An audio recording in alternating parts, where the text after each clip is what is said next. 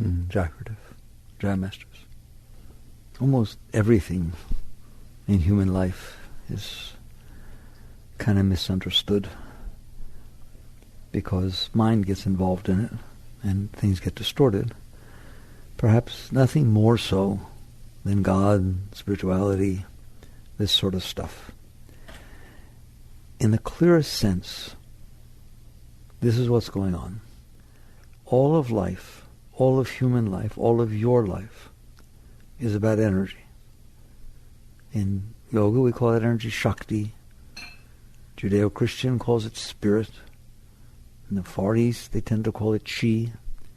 There could be slight different meanings of these words, these foreign translations. But what you're talking about is energy. Now, if you want, you can become mystical about this energy. It can be something that someday you'll experience spirit, the Holy Spirit, Shakti. You'll get Shaktipat from some guru and you'll learn about this energy. No, that's not how you should look at it, because it's not how it is. You know a lot about this energy. I don't care who you are. I don't care what culture you're from. I don't care what you believe or what you don't believe. You know a lot about what is meant by energy. And your life right now is completely devoted to that energy. Not that you have to learn to. Not that thou shalt love the Lord thy God with all thy heart, with all thy soul, all thy mind. Thou dost love this energy with all thy heart, with all thy soul, with all thy mind. Period. Now, that's kind of different. What does that mean? What is that energy? You ever felt love? That's that energy. Ever felt passion? Excited about something? Turned on? Totally just ready to go? Just impassioned with it? Inspired? Ever feel inspiration? That's energy. That's energy. Ever not had energy? Ever be depressed? Ever be so tired you can't even get up? Ever feel like the weight of the world is on your shoulders and you got no juice? And sometimes you got juice. What do you want to call it? I call it Shakti. Call it juice. Call it energy. Call it love. I don't care. There are states within you that represent high energy or higher energy than normal, and there are states that represent lower energy. And you know that perfectly well. You deal with it all the time. I don't know, I'm not feeling so good. I have trouble even getting out of bed. It's just my body hurts and I just don't feel any inspiration. I don't even know why I'm going to work, or, God, I don't know. I loved her when I met her, and I'm embarrassed to say I just don't feel that anymore. I used to get so excited to see him or her. And am I embarrassing anybody? Okay. You know anything about that? Okay, then you know about energy, because that's the energy I'm talking about. Don't go make it mystical. Don't make it weird. Your energy levels change, don't they? Okay? Period. And it doesn't take much for them to go up or down. If I sit there and I look at you, I say, God, I was so impressed with the job you did. It's unbelievable. I didn't expect. How you doing? Feel some energy? Right? I am so disappointed in what you turned in. I never thought you would mess me over like this. How you feeling? Okay. You have energy. It's inside. It's not outside. It is either in a higher state, a lower state, or kind of blasé. Feeling how you normally feel. A little bit turned on, a little bit not, a little bit this, whatever it is. So that's the first thing to understand. I'm teaching you yoga. Yoga is about Shakti. From the beginning to the end, yoga is about energy, period. And we'll talk about that as we work our way through. But you better start by talking about what is this energy. And what I like to talk about is let you understand you know the energy very well. You're just not paying attention. There are times you are filled with energy. There are times you have no energy, and it varies everywhere in between. So that's the first thing to understand. That is the energy we're talking about. That is the energy Christ was talking about, the rush of holy waters. That is the energy, period. That's it. That's the energy. All right? Now, how do you deal with the energy now? I'm talking to you as humans. All right? I'm sorry if I insult you. Right? How do you humans deal with the energy now? It's very, very simple. I'm not conscious, so I don't know anything about it. But I know I like high and I don't like low. Who taught you that? What grade in school did you learn to like high and not like low? What, are you kidding me? It's the most intuitive thing that ever existed. There's not a single time in your life that you wouldn't pick high over low. So now the question becomes, you innately, intuitively, at the depth of your being, you like an energy state as opposed to a non-energy state. And you're going to work for that. I'm telling you that everything you ever did was working for that. That's all you've ever done. That's why you got married. That's why you had children. That's why you have a job. That's why you go to Europe. That's why every single thing you do. Why you buy one piece of clothing versus the other. Why you put on the clothing, you get into this big wraparound mirror thing, right? You turn around. What are you checking out? Either fits or it doesn't. I don't understand. It's either winter or summer. When you get the right. No, that's not what I'm checking out. I'm checking out what it does to my energy. I'm checking out when I turn around here, does it make me feel good? What does feel good? Energy. What does feel bad? No, low energy. It's all about the energy flow, period. You're dealing with it every day of your life. But this is what happens. You don't know that. You don't understand that. You know it. You just don't know that you know it. All right? But if a conscious being pays attention and sees, oh, I'm interested in this energy flow. A not-so-conscious being sees what will make me feel better, what will make me feel worse. And as they don't even understand that what's shifted in this feeling is the energy. And what you have learned over the course of your life, and each one of you have learned differently because you've had different experiences, is it is absolutely true, I will not deny it, that things outside of you can cause a shift in the energy inside of you. They can make you go up, they can make you go down. Right now, you like to think without thinking that it is the thing that did that. That person gave me the energy. That thing that the person said really turned me on.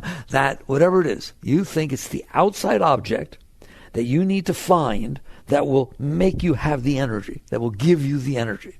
Okay? And that's the outside object that stole your energy from me. I can't go there. It makes me all depressed. It's an ugly place. All right? How come one person goes into that house that turns you off so much and gets turned on? And you go in the house and get turned off. Either the house is a turn on or a turn off. You're doing that. I'm telling you, there could be a place that you go into and it makes you get depressed. It makes you feel down. It just doesn't feel right to you. Okay? And so you think it's the place. And I'm telling you that something could happen to you 2 hours later. And then you go back in that house and it turns you on. It blows your mind. Do you understand that? Just find out that some guru lived in that house 100 years ago, one of the great masters. You hear energy changes completely, doesn't it? What is that telling you? It is not the outside object that is changing your energy. It is your inner state that is changing your energy. So far, we've got two foundational truths of life and spirituality. One, it's all about the energy. You are about the energy. It's just simple. People get married because in their presence they feel energy, they feel love, they feel turned on, they feel excited, they want to do things. People get divorced because in their presence they feel depressed and they feel sick and they don't want to do anything and I just want to get away from this. You don't get divorced when you're feeling all turned on to be around somebody. You don't get married when they depress you. It is all about the energy. I want to find a job that I'm passionate about. That's what they all say, find your passion. Don't they say that? Go find your passion. No. Everything is passionate. Everything. If you have an open energy flow, it all turns you on. Can I sweep that floor? You just swept it. I want to do it again. I can't wait. I got 5 soccer kids. I love soccer. I love picking them up. Oh, my God. It's so much fun rushing from one place to the other. I do it every single day. I can't wait to do it again. There's a person who understands and has their energy open. All right? It is not the event. It is you that is determining whether your energy flows or not. That's two great things I've taught you. These are the principles of spirituality, the pillars, foundations. One, you are about the energy. You don't have to commit yourself to it. You don't have to think about it. Isn't that nice? It's the most natural thing in your entire life. The period. And it always will be from the day you were born to the day you die. Master used to say, spirit loves spirit. You are spirit and you love spirit. You love that Shakti. You love that juice. Okay?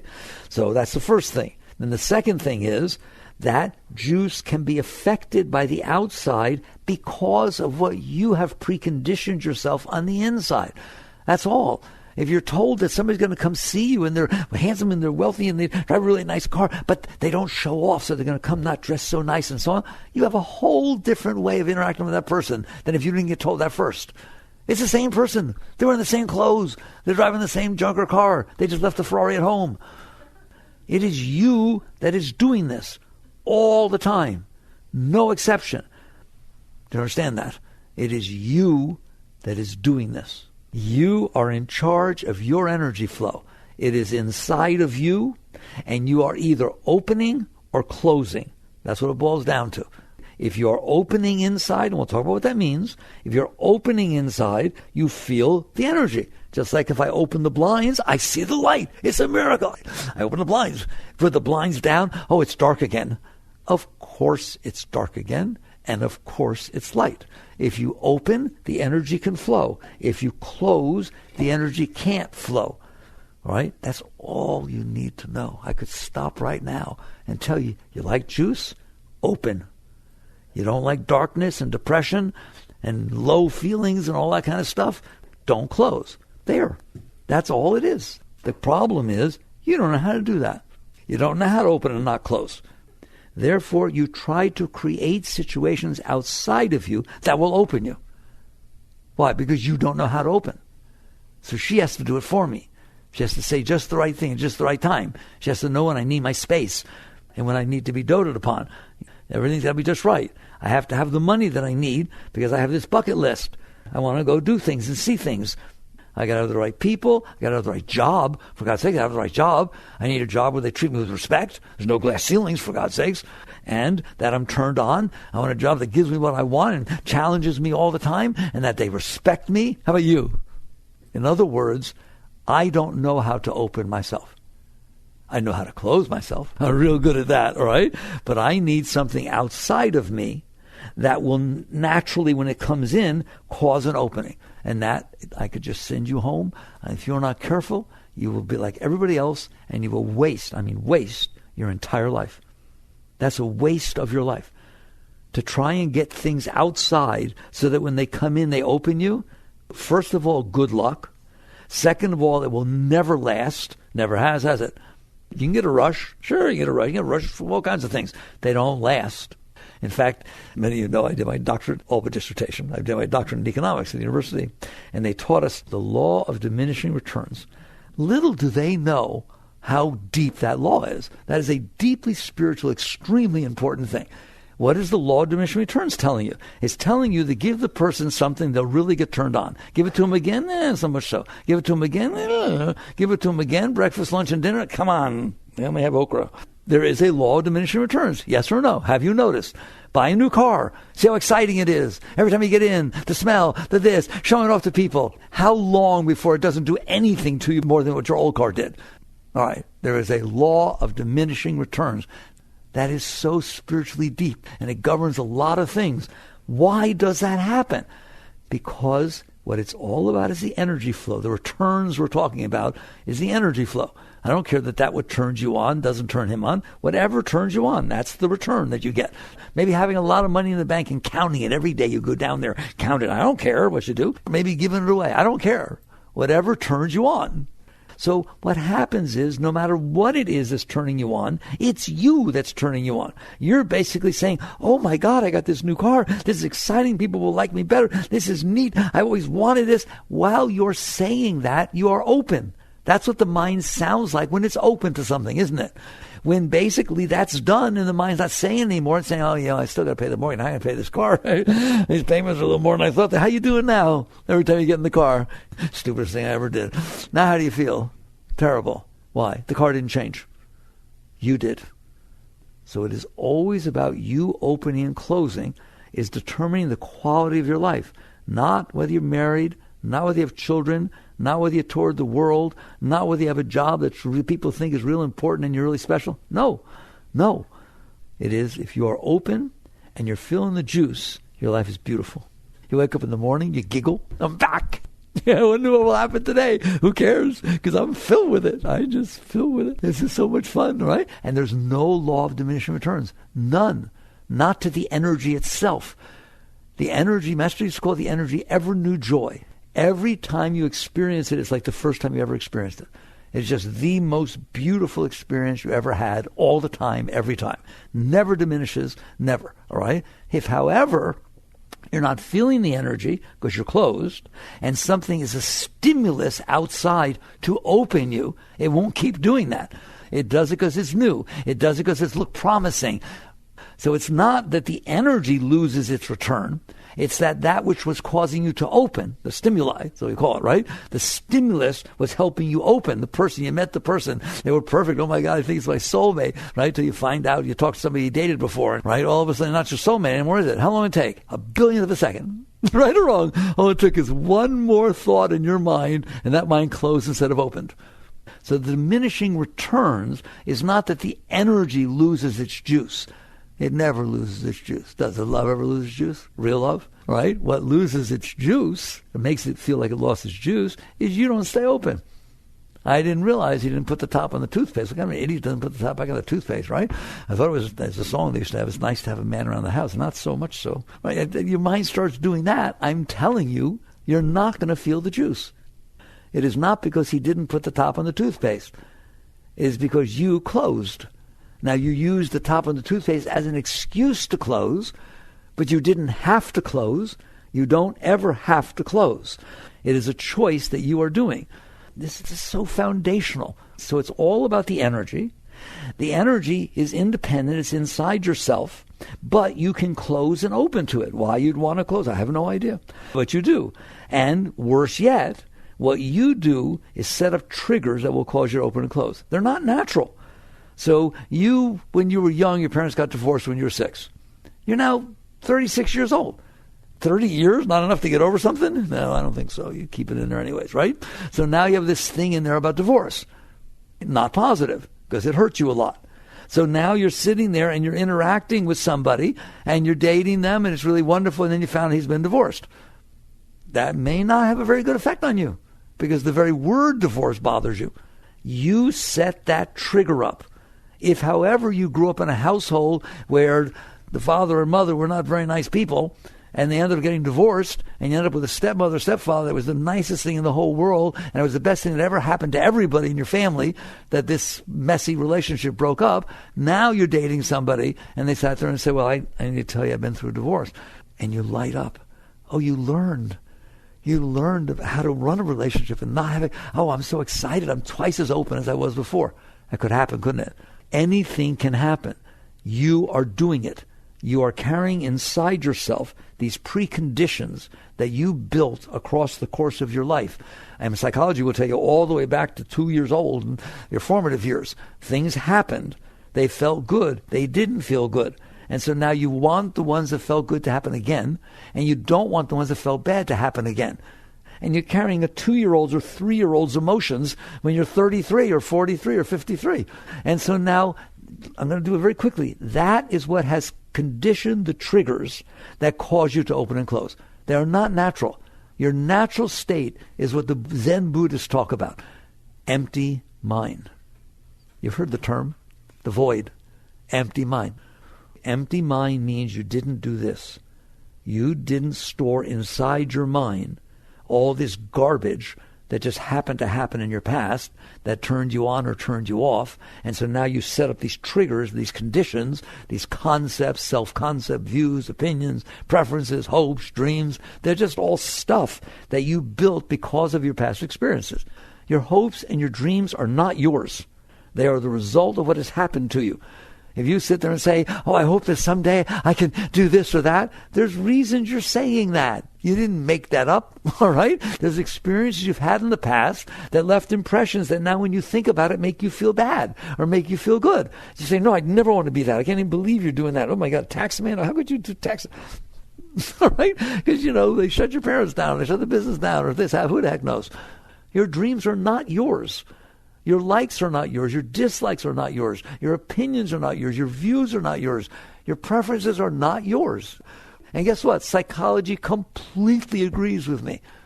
B.F. Skinner said, man is the sum of his learned experiences. Now, as a yogi, I know I'm not the sum of my learned experiences, but I know that my mind is the sum of my learned experiences. I'm the one who notices that my mind is the sum of my learned experiences. How about you? Have you noticed your mind's got certain tendencies and likes and dislikes and gets freaked out over stupid things? You learn those. They didn't just come out of the air. In yoga, we call them samskaras. You were programmed with these impressions from the past that you kept inside of you. And now you've built this whole house inside your mind. It's called the personal mind. It's not called the mind. The mind is like an empty computer. It has the ability to store things and run programs and have data and memories. It has all these attributes and capabilities. But when you first get it, it's empty. It just sits there. It's just pure potential. That's what your mind is. It is a brilliant apparatus that was given to you for free. You didn't do anything to get it. And it can do anything. It can think about outer space. It can think about your toenail. It can think about anything, can it? And it can think about how your parents got divorced when you were 6, how painful it was, even though it was 40 years ago. It can do anything. So that's what mind is. When Buddhists say empty mind, they mean you have come back to primal mind that has not been distorted by storing all this garbage that you were either for or against and like and dislike, and now the whole mind's a mess. That's why the mind is such a mess now. That's why all day, I don't want that. I hope that doesn't happen. Oh my God, I would die if that happened. Why are you doing that with your mind? The mind is capable of being empty. It's capable of being there ready to serve. Go think about outer space. Go think about how to make air conditioning. Think about how to solve polio. Think about some nice things, will you? Stop thinking about what happened to you 10 years ago that you didn't like. All right? And then think about how to make it not happen ever again. And think about how to get even with people that made it happen. Why are you using your mind for this? That's called the personal mind. How do you like that? The mind is a computer. It can run programs. It can run a menu program for cooking things. It can run an accounting program. It can run a CAD program for designing. And it can run the personal program. You don't want to run that one. The personal program just sits there and talks about what it wants and what it doesn't want and what it likes and what it doesn't like and what things hurt it before and what it was excited about and what better happened in the future or is not going to be okay and what shouldn't happen in the past because it wasn't fair and it shouldn't happen. It's just not fair and I'll never be okay because that happened and nobody will be okay if that happened to them when they were 6 also. That's the personal mind. You like that program? No. You don't like that program. You don't want that program running. Do you understand that? The program ruins all of life.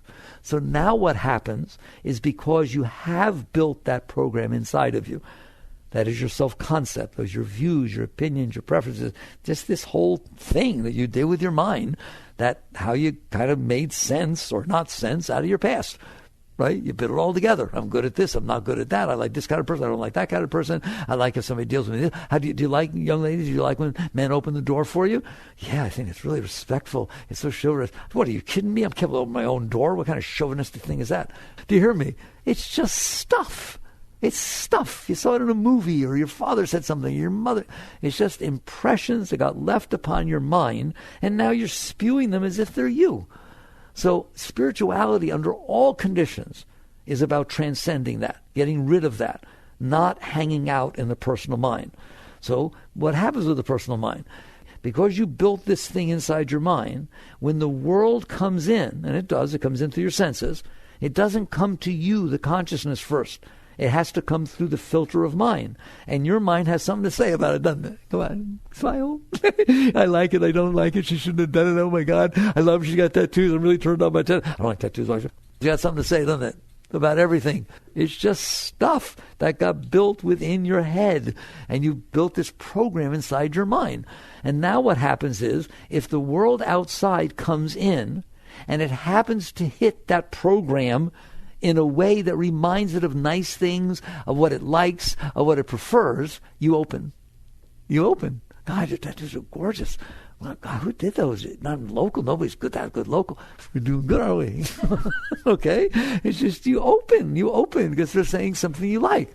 Even if I was saying those things, you could have past impressions. Your parents, they hate your tattoos, right? But they're trying to be politically correct. Oh, your tattoos are so nice, darling. It's very, very, they're full of it, and it turns you off. Then somebody comes and talks like that, and it turns you off.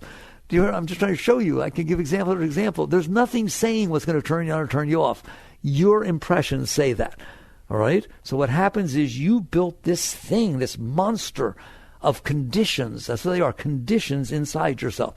Preferences, likes, dislikes. Now you're sitting there. The world is unfolding. It's just going about its business unfolding. It's pretty awesome. We can talk about that in a minute.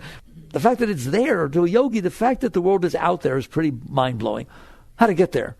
Come on, you're sitting on a little planet, spinning in the middle of absolutely nowheres, and there's people, and elephants, and giraffes. Oh my God, this is so amazing. It's like, how did it get there? There's nice people, and there's mean people. Isn't that funny? Right? And it's like, wow. All right, but you can't do that. Because when it comes in, it doesn't make it to you. who can be joyful about it, who can rejoice in it, who can see the awesomeness of creation, that it just is the way it is. Your body started out this big, and then it grew, and then it gets old, and it's going to die. Ain't that far out? You're not doing any of it. It does it all by itself. Isn't that pretty neat? How dare you call it your body? It seems to be its own, right? Make it stop aging. Come on, I'm waiting. All right? And you just have a whole nother view when you don't have this filter, this veil of preferences and concepts and views and hopes and dreams and that the world has to pass through in order to get to the consciousness. But that's a very high state. That's a state of empty mind. That's a state of enlightenment. That's the state. So basically, we'll talk about it a little bit, but basically what happens now is the world comes in, it does hit your stuff all the time. Doesn't matter the size. Somebody beeps at you when you're working with your phone at the car so you didn't go when the light changed. Beep. Wait till you see what goes on inside of you. That mind's insistent about that. Sort of like, oh, I'm sorry, I was wrong. I know I'm not supposed to look. Or, what the hell's wrong with people today? Just it's like in 2 seconds. It's going to say something, isn't it, about everything. Everything. It's unbelievable. So the world can't come in without passing through the veil you created. It's your own personal veil based on your past experiences and how you process them. And so therefore, some things open you and some things close you. And I'm telling you, if it opens, it means it matches the veil nicely. So therefore, you feel safe. So you tend to open. And when you open, you feel energy. Don't you dare think it's the thing outside that made you feel the energy. I already went through that with you. Somebody else is getting closed by the exact same thing. And 5 minutes later, you may close by the same thing. But because you're conditioned now to where the event causes you to open, it causes the veil to open, all of a sudden you in there, the consciousness, are experiencing this energy. It can be tremendous. You sit there, a sunset, you're all bothered and the mind giving you trouble. All of a sudden you turn the corner and there's this brilliant sunset with purples and oranges and oh my God, right? And it pulls your consciousness out of the veil. Your consciousness gets drawn into the distraction of the sunset and you come back and say, oh my God, it was so beautiful. It was like looking into the face of God. I swear, it was like a spiritual experience. It was a spiritual experience because you opened so much that you felt spirit. You felt Shakti. You felt that flow of energy rise up inside of you and it intoxicated you and it took you to a deep state. Same thing happens when you first hug or first kiss and holding your baby for the first time. Things happen that open you and they can open you so much that you literally have a spiritual experience. Because you're dealing with spirit. That thing was not spiritual. That sunset's no more spiritual than the rain. But it is to you, unless your last relationship ended up with him walking off in the sunset, over in Maui somewhere, and now you see the sunset, and every time you see the sunset, the deep depression comes over your entire being. It could happen, couldn't it? There, please understand this. Otherwise, you will waste your life chasing situations that will open you and running away from situations that close you. Well, what's the alternative? Fix it.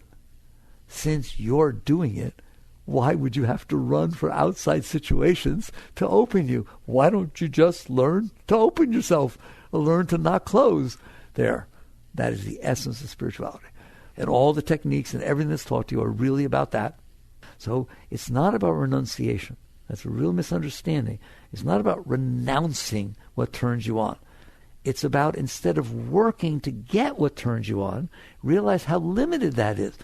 There's 800 billion things in the universe going on right now. There's 2 that would turn you on. It's extremely limited. By the way, the rest would turn you off. That was not an exaggeration. The rest, if I have 16,000 things in front of you, there's all kinds of things, food, this, that, architecture, so on, right? 2 of them possibly would turn you on. The rest of them will turn you off. What do you mean? Why will they turn me off? Because they're not the ones you want that turns you on. There's all kinds of food, right? And none of it's strict vegan, all right? I mean, there's vegetarian, and there's this, and there's gluten-free, but it doesn't say vegan, all right? Like, that's it, man. Like, no matter how much food there was, if it wasn't exactly what you wanted, that exactly fit what you made up, it ain't going to do it, is it? It's not that the 16,000 are negative. It's that they're not the ones you want. How do you feel when you don't get what you want? Bad. So please understand this. It's deep. If you spend your life trying to get what you want, you have wasted your life. Because there's only a few things that you want. If you say what you want, you said the rest doesn't do it. Well, the rest is a pretty big number compared to that one thing. So this list of what you want is not the list of what will make you happy. It's the list of everything else will not make you happy. Here's the qualities I want in a relationship. I feel sorry for you. I do. I feel sorry for you. And by the way, if they tell you, I've been making this list since I was 7, right? Run as fast as possible.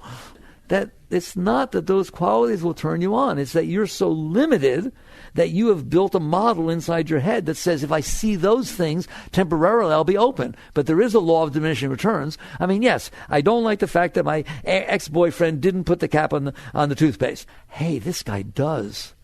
Wow, I wonder how long that'll turn you on. So making this list is the stupidest thing you ever did. But yet your entire society, this is what they do, what they teach you to do. Decide what you want and go get it. Decide what you don't want and put your thing and be strong and assertive and push it away. Have fun fighting with everything for the rest of your life. Then you wonder why life's tension, struggle, why there's anxiety. Of course there is. Because you didn't say, let's dance to life. You said, you better be the way I want you to be, and you better not be the way I don't want you to be. And you didn't say it to life, you said it to every moment of your life. What if every moment for the last 3 days was what you wanted? Well, it could be one that's not. That's all it takes, isn't it? To bring you down. Oh. Right? Get in a relationship and have it be the most awesome thing that ever was for 3 solid weeks. The person is your soulmate. It was the most perfect. I mean, you couldn't even dream it was so perfect. It was like God made this person, right? And just enjoy that 3 weeks the most of the time, and then have them leave you. Well, it's just one moment. See how you're doing. It has to be exactly the way you want all the time for you to be okay. And even when it is the way you want, you worry that it won't be later. And even when it's not the way you don't want, you worry that it might be later. Spirituality under all conditions is waking up and realizing that's a losing game. If I like the energy, and I do, I never took that away. I like the energy. I love the energy. No one's taking that away from you. It's not renunciation. It's like being wiser how to get it so it lasts. You become a connoisseur. He gave a talk once in the 70s, a connoisseur of Shakti. You become a connoisseur of the Shakti. You don't want the energy that only shoots up once in a while and you get turned on, then you have to go down and fight for it again, and like a drug. What you want is to find out how to stay there. I'm telling you, there is a life in which every day of your life there is more energy. Every day you are working with yourself to stay open more, so there's more energy, to close less, so there's more energy. And then what seemed like a lot of energy starts to seem like nothing. That which you used to call high is now low, and it keeps going. And there is no end to how high it goes. There's no end. It just goes higher and higher and higher and higher and higher and higher and higher. I like that life. And while you're living that life, you don't give up this one. You do give up using this one to try and get high. You're not doing that anymore. You realize the way to get high is to not close. You don't have to worry about finding something to open you if you don't close. So now you got all this juice. You don't need a single thing. You're totally filled. You're self-efficient. You're self-effulgent. All this juice. Man does not live by bread alone, but by every word that leaveth the mouth of the Father. You're not living by what's coming in from outside. That's what's meant by bread. You're living by what's happening inside. And that comes from God. That comes from a deep... We'll talk about where the Shakti comes from later. But you're living off that. So why would I interact with the world? Because it's fun. Because you feel love. Yogi interacts with the world for the same reason someone plays a sport. Just pick up tag football or whatever. Well, why would you do that? Well, it's fun. It's fun. It gives you something to do. Well, why try to win? Why would you like to play against a team that wasn't trying to win? Well, that's no fun, right? It's because by trying to win, you dig your Shakti. You pull energy up, don't you? You have to go down there and dig inside and bring up the best that you have and the best that you are. That's where sports is fun, isn't it? In India, in the ancient scriptures, the Upanishads and this and that, when they talk about God and why he created creation, they say life is God's Leela. My understanding is the proper translation in Sanskrit is it's God's sport. This is a sport. And you do the best that you can for no reason. You do the best that you can because it's fun. And so now you've got all this juice and you want to express it. You want to go to work. You want to take care of the kids. You want to get married. Just basically there's this tremendous fulfillment of energy, and it wants to express itself. Not, I need to get married because I'm not okay and you'll make me be okay.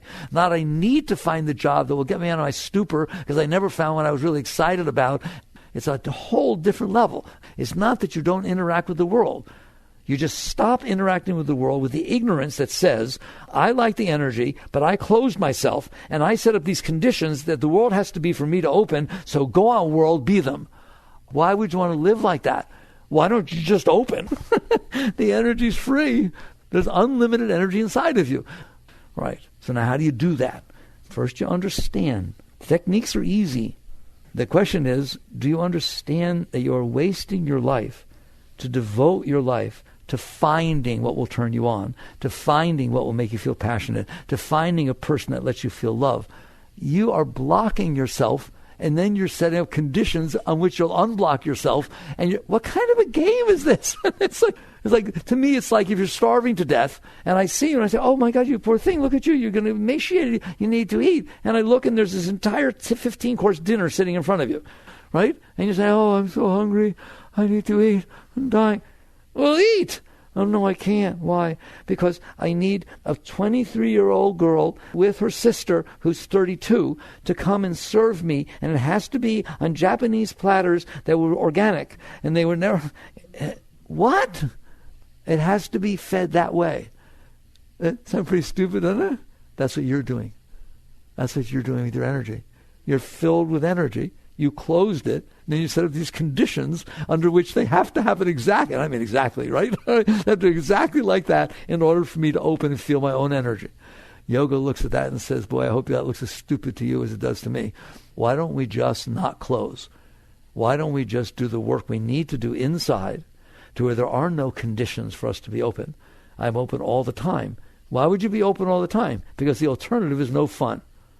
Like even bad things. Somebody wrote me today. They write from all over the world. They ask questions after the books. And this person asked a very sincere question. She studied Eckhart Tolle, she studied this, she read my books, everything. And she doesn't understand how all the spiritual teachers teach that life is truly beautiful and you should appreciate it and accept it and honor it and so on. She says, so what if people were abused as a child? What if this and that? And how can that be beautiful? And try to explain that to me. So, here's the answer. There are terrible things that happen in this world.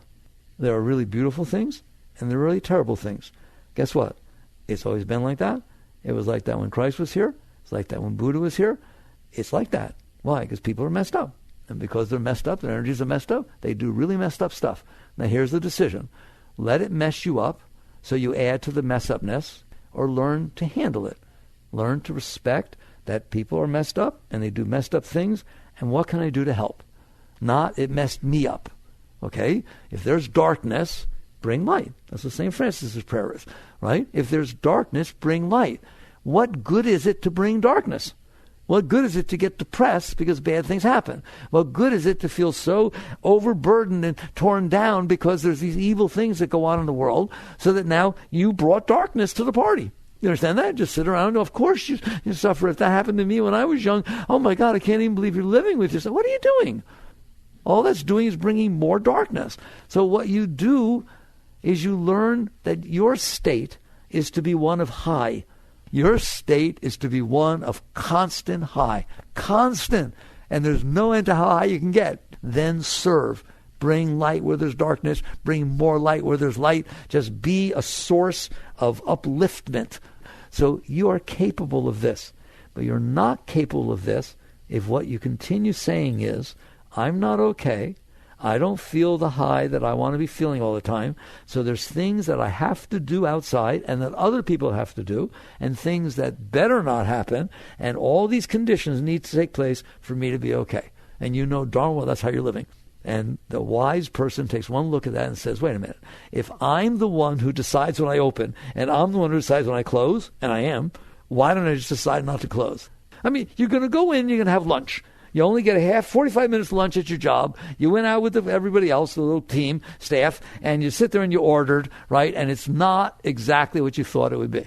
The temperature's not exactly the same. The serving is not as large as you thought it would be, or it's way too large. You don't like to leave things on the plate. It's just not exactly as you thought it would be. All right, okay. You now have a choice. This is your lunch. You don't have another 45 minutes. You're either going to enjoy your lunchtime or you are not going to enjoy your lunchtime. It is your choice. It is not the cook's choice or the restaurant's choice. At this moment, it is your choice. Do you want to enjoy your lunch or not? And I'm telling you, your mind will fight right back. Well, of course I want to enjoy my life. If they gave me the right size portions and it was this and it was like that, like, what are you doing? You're ruining your life. In the name of making your life nice, you're ruining your life. And so these become the teachings. How do I free myself from myself? Christ says you must die to be reborn. Now, do you understand? You got to stop doing that stuff. What? Ruining your life. Stop putting all these conditions on everything that says I'm only going to be okay if it's exactly what I want. I'll never be okay if it's like that. Oh my God, I would die. But there are people who literally say, oh no, if he ever left me, I would die. If my kid got sick, I would die. I would just die. I wouldn't know what to do. I would die. You know what that's called? Affirmation. Go on, say it over and over again. That's an affirmation. I would die if that ever happened. I would die. Yeah, real nice way to program yourself. You're not paying attention to what you're doing inside. So you're causing all kinds of sickness and problems inside. I'm telling you, if you took a flogging whip and whipped your back, you'd be better off than what you do with your mind. You are ruining your life by sitting there letting your mind day and night, oh my God, it's raining. Why does it have to rain on my day off? It always rains on my day off. What did I do? I didn't do anything. Why is that not flogging? It's exactly the same as flogging. You're just making your mind miserable, which makes you miserable. You can't be happy if your mind's complaining, can you? And then you think the answer is that the thing I'm complaining about needs to not happen, or it needs to happen the other way. Why don't you just stop complaining about things? There, and that becomes your work. Therefore, you're either working outside to try and manipulate the moments around you, people, places, things, weather, everything, to manipulate it to be the way that will open you up so you can feel some juice and not close you. Or you take the same will, maybe less, you take the same will and you work on opening yourself. You work on opening yourself instead of trying to find somebody that will open you.